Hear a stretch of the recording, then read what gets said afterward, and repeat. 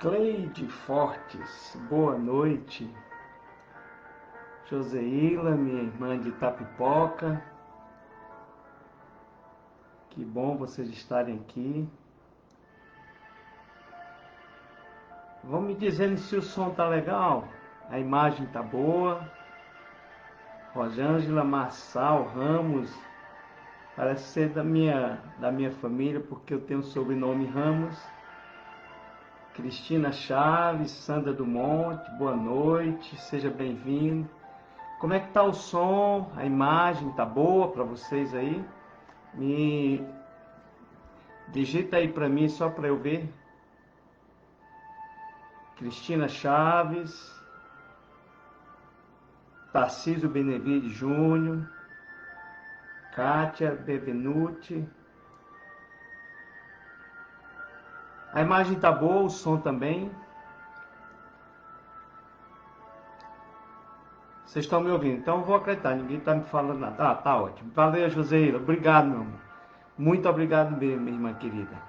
Lá de Itapipoca com a gente aqui, né? Gente, eu vou começar aqui, tá? Eu tenho uns assuntos para falar para vocês aqui hoje. É bem interessante. Eu escolhi aqui um tema que está lá no capítulo 7, né? Item 11 do Evangelho segundo o Espiritismo. Primeiramente, isso aqui é uma ação, né, da Sociedade de Estudos Espíritas, Casa de Francisco, que todos os dias a gente se conecta através dessa ferramenta, o Facebook, depois fica gravado no YouTube, para a gente levar a mensagem do Evangelho. Acho que está um pouco alto, do Evangelho segundo o Espiritismo, o Evangelho redivivo do Cristo, né? E que através desse evangelho a gente leva, né, uma discussão, uma reflexão, né, de como nós espíritas, né, espíritos que somos cristãos, devemos a partir dos exemplos do Cristo, nos conduzir para que nós conseguimos alcançar o reino que ele tanto nos prometeu e que, se nós o seguíssemos, nós conseguiríamos chegar a esse reino, que não é bem um lugar, mas que é mais um estado, uma situação que você se encontra de paz, de harmonia com o Criador. E aí eu vou iniciar aqui a fazer uma prece. Na realidade, eu vou trazer a prece de Henri Lacordaire, que Henri Lacordaire nos trouxe, né, nesse item do Evangelho que eu citei para vocês, que está no capítulo 7, no item 11, né, que fala de orgulho e humildade. E Lacordaire inicia assim, e eu vou fazer desse início do Evangelho dele a nossa prece. Que a paz do Senhor esteja convosco, meus caros amigos. Venho até vós para vos encorajar a seguir o bom caminho.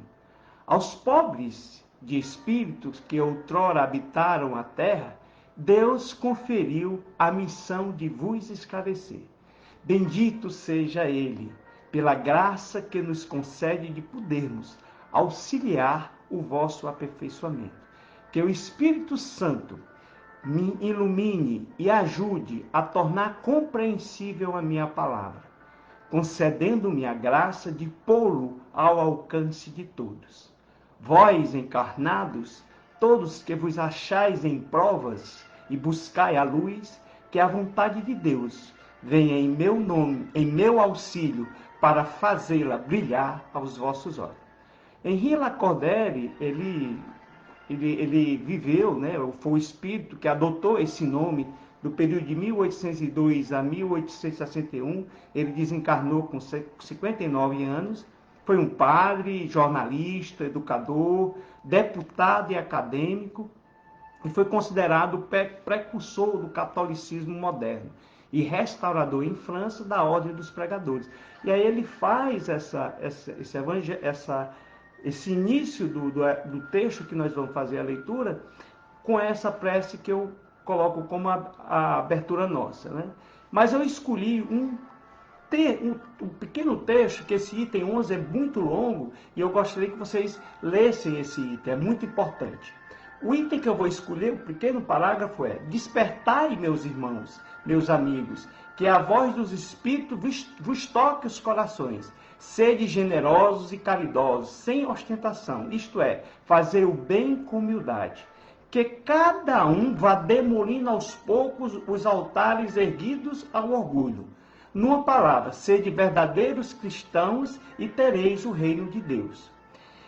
Aqui, meus irmãos, esse texto está dentro de um item do Evangelho segundo o Espiritismo que fala sobre orgulho e humildade, né? Uma das premissas da doutrina espírita, que deve ser de todo cristão, é: fora da caridade não há salvação. E os dois grandes chagas da humanidade é exatamente o orgulho e o egoísmo. E os seus dois antídotos, a humildade e a caridade. A caridade sendo o amor em ação. E quando você tem o orgulho, dificilmente você se abre para fazer caridade, né? E fora dela não há salvação. Essa é uma das premissas, como eu disse, da doutrina espírita, que deve ser de todo cristão, né? Mas como a gente vai combater, por exemplo, o orgulho, né? Como ele fala aqui, demolindo pouco a pouco os altares erguidos do orgulho? Como? Se a gente precisa identificar, precisa reconhecer, porque você reconhecendo, aí você vai desenvolver ações para demolir, né? esses altares que nós temos, que ele fala aqui da questão do orgulho. E são várias situações.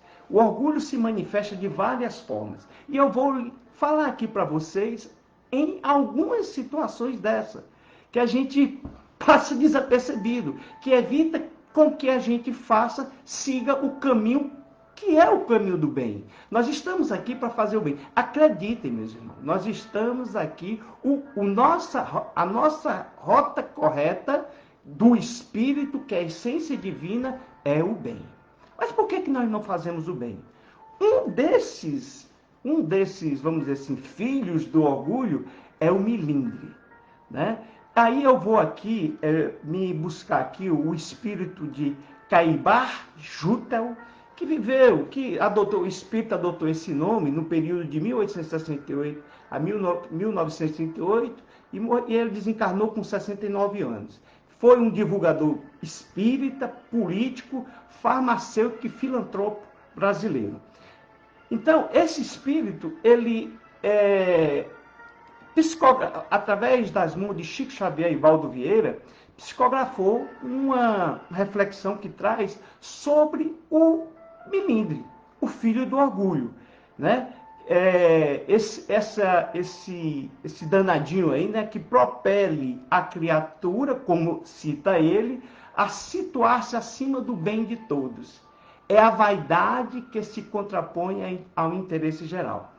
Nesse texto que está lá nesse livro, o Espírito de Verdade, ele vai dando algumas situações mais para os espíritas, já que ele divulgava a doutrina espírita para os espíritos, né? Então, ele traz algumas situações, mas que nós podemos aplicar no nosso dia a dia. E o melindre impede não só uma evolução espiritual, mas também até você no seu dia a dia. Por exemplo, ele conta que o diretor que tem a sua proposição refugada e se sente desprestigiado, não mais comparece às assembleias. Olha aí, o melindre impedindo que ele, como diretor, né, cumpra o seu papel dentro de uma instituição espírita, e imagine dentro de um trabalho, né? Um médium, por exemplo, advertido construtivamente pelo condutor da sessão quanto à própria educação mediúnica, e que se ressente fugindo às reuniões, que ele está ali para servir de intermediário, né? O comentarista ademoestado fraternalmente para baixar o volume da voz e que se esmua na inutilidade, e fica parado ali: não vou mais falar nada, que as pessoas me chamando a atenção. Eu, um comentarista. O colaborador do jornal que vê o seu artigo recusado pela redação e que se subpõe menosprezando, encerrando ali a atividade na imprensa.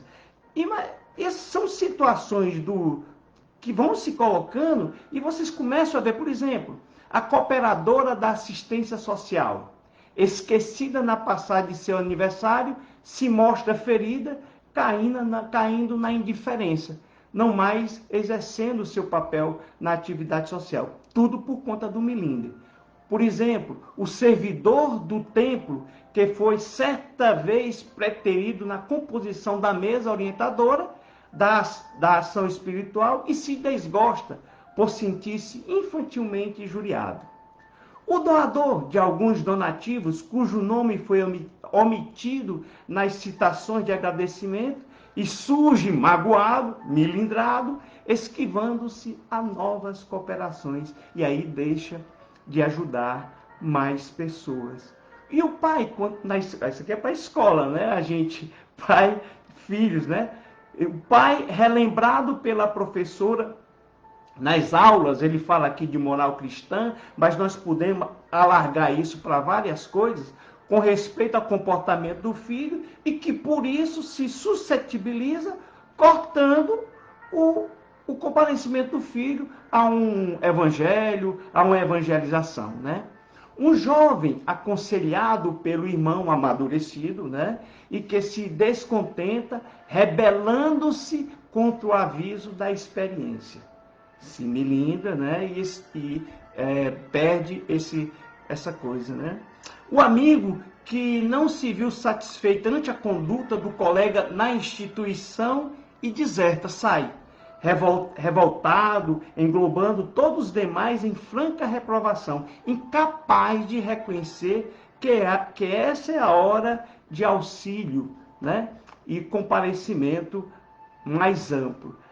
Na verdade, a forma para a gente vencer o milímetro não tem outra. Devemos perdoar e esquecer, se quisermos colaborar e servir. Isso ainda é o espírito de Caibar Chuta que está citando nessa passagem. Que eu fiz uma leitura, inclusive, para uma colega, para uma irmã minha que eu gosto muito. A gente estava conversando e disse, cara, por que você não relata isso no Evangelho? É muito interessante, porque às vezes a gente não percebe, é muito sutil, são detalhes, né? E às vezes até a gente que chega na doutrina espírita, né? A rigor mesmo, que ele vai comentar aqui, a rigor, sobre as bênçãos da doutrina espírita, quem pode dizer que ajuda alguém? Somos sempre auxiliados por essa doutrina maravilhosa, que nos abre, que nos traz a verdade, através de Espírito, como Lacordaire se coloca aqui, agradecendo por estar a serviço de Deus para nos ajudar. Ele compreendeu. E aí, meus amigos, ninguém vai ao templo doutrinário para dar primeiramente. Ninguém faz isso. Né? A gente vai sempre procurando algo. Aí vem a questão do milindre e do orgulho. Então, com a humildade, que é um outro antídoto para o orgulho, né? Com humildade não há o milindre. O milindre só piora aquele que o sente, sem melhorar ninguém. E aí, meus irmãos, como a gente está chegando assim no final, ele encerra esse texto dizendo o seguinte, e para terminar, meu irmão, imagine se um dia Jesus se melindrasse com os nossos incessantes desacertos. Deixo essa reflexão para você, meu querido irmão. Recomendo você ler todo o item 11 desse capítulo, que é excelente, tem várias orientações, e aqui fica essa reflexão que eu deixo para vocês, porque também está servindo para mim, estou lendo muito e refletindo, para tirar um pouco do milindre, que é um dos filhos do orgulho, em várias situações. É só refletir, trazer para dentro de si. E vamos confiar em Jesus, porque com Ele a gente vence. Paz e bem, boa noite. Fiquem todos com Deus.